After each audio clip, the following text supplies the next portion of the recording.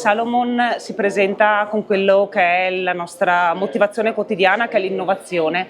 L'innovazione non esiste se non è accessibile a tutti e dal 2019 che continuiamo a sviluppare questo progetto, inizialmente con la parte di supporto alle persone che hanno subito disabilità e volevano correre ancora in montagna, e quindi il nostro ruolo è stato quello di dare ancora accessibilità alla montagna alle persone con amputazioni agli arti.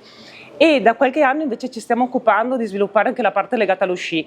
Quindi quello che Salomon sta facendo è stato inizialmente con questa protesi in carbonio, ma è carbonio riciclato, quindi con un costo molto più basso rispetto al carbonio vergine, prodotto con gli aerei che venivano dismessi. Quindi questo è carbonio riciclato da aerei dismessi.